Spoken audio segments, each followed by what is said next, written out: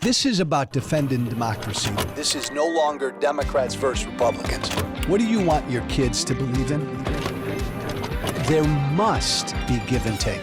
This is White Flag with Joe Walsh.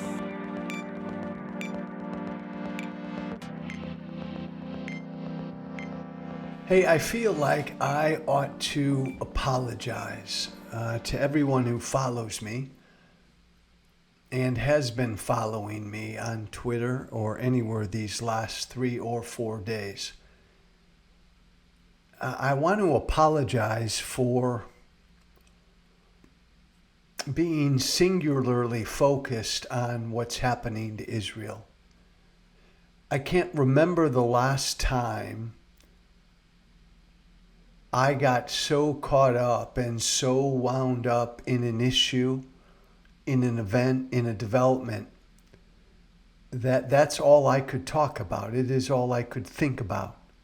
And that's what I've done the past 3 to 4 days. I've tweeted about Israel 96 or 7% of the time. I've spoken about Israel all the time when I've gone on TV or the radio or engaged with people, with supporters or followers. I want to apologize. Now, let me back up a moment. Let me explain something first.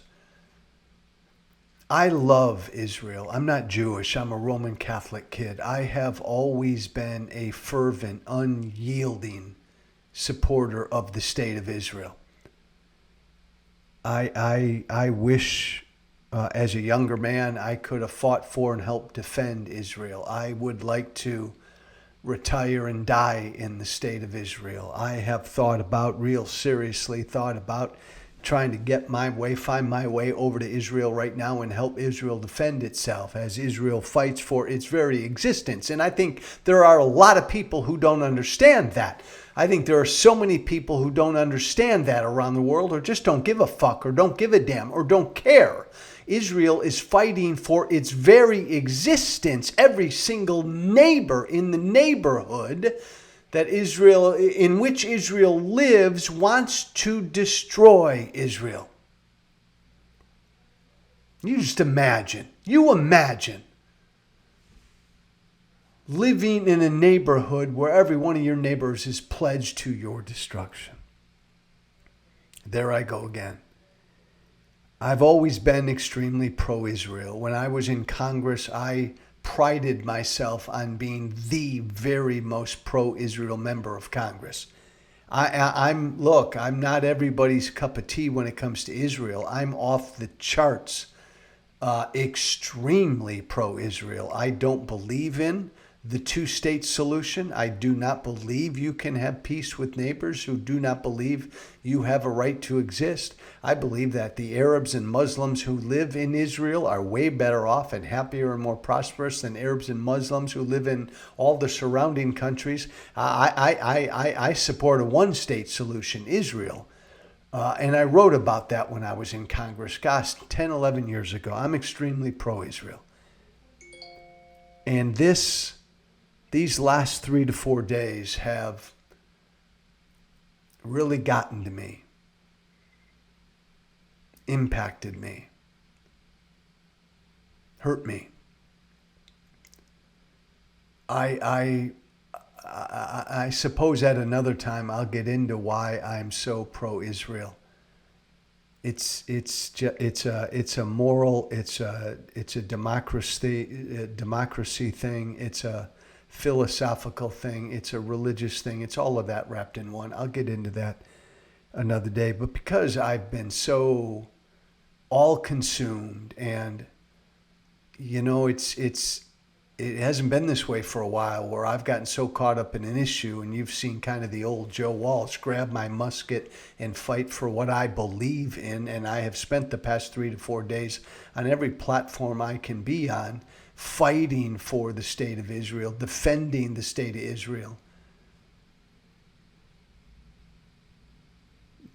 imploring Israel to do whatever Israel has to do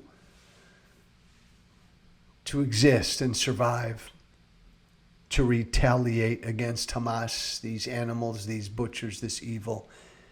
I've been so wrapped up and caught up in it that there have been times on Twitter or other platforms where I've said things that have been too much. You know, that's part of the old Joe Walsh too. Sometimes stepping in it because I get so wound up and so passionate about what I believe. And I apologize. I've gone too far these past few days. I got so pissed off at Rashida Tlaib, Congresswoman Rashida Tlaib, the bullshit statement she put out, couldn't even condemn what Hamas did. And I said, well, she perfectly reflects where the left is on Israel.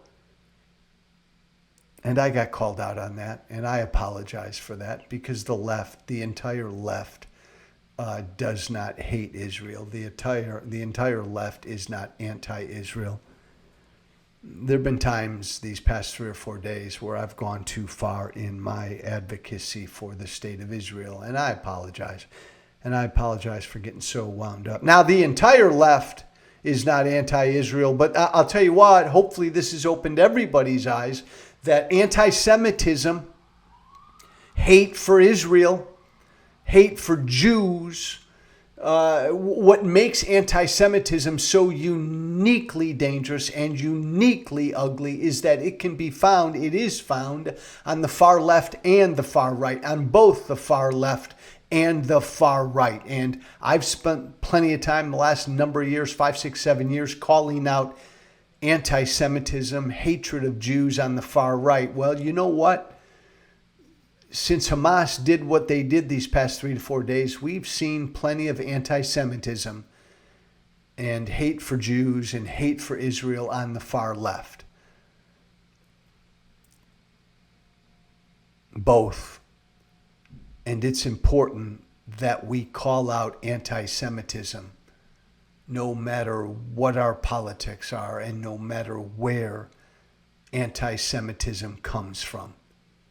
There have been too many voices on the left who have sided with, defended, celebrated what Hamas did, who have tried to justify what these terrorists did. We've seen it the past 3 to 4 days on the left, in cities and on campuses and in newsrooms on the left and on Twitter, intellectuals on the left expressing their anti-Semitism.